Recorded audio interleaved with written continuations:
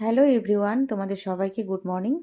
আজকে একটু লেট করে ঘুম থেকে উঠেছি। শীতকালে না ঘুম থেকে উঠতে ইচ্ছে করে না, আর ছেলে যেহেতু স্কুল ছুটি আছে, তোমাদের দাদা ভাইরও অফিস ছুটি আছে, সেই জন্যই লেট করে ঘুম থেকে উঠেছি।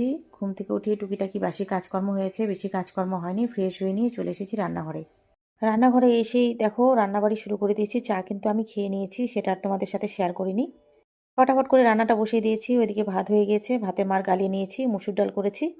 মুসুর ডালটাও হয়ে গেল, আর মটর সেদ্ধ করে নিয়েছি প্রেশার কুকারের মধ্যে। তো মটরগুলোকে সেদ্ধ করা যেহেতু হয়ে গেছে, এখন এগুলোকে ফটাফট করে রান্না করে নেব।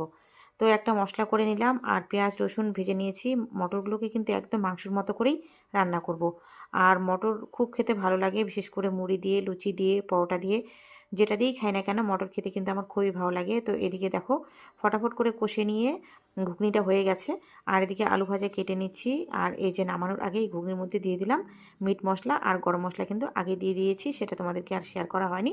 তো এদিকে আলু ভাজা কেটে নিয়ে আলু ভাজাটাকেও বসিয়ে দিয়েছি। আলু ভাজাটাও প্রায় হয়ে এসছে।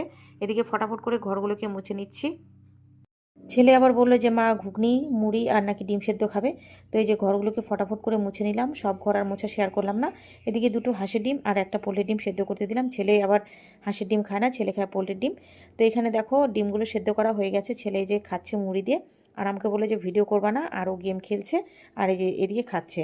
তো সবার শেষে আমি স্নান করে পুজো দিয়ে নিয়ে এই যে খেতে বসলাম। এখন কিন্তু অনেকটা লেট হয়ে গেছে, আজকের জন্য এটুকুই, টাটা।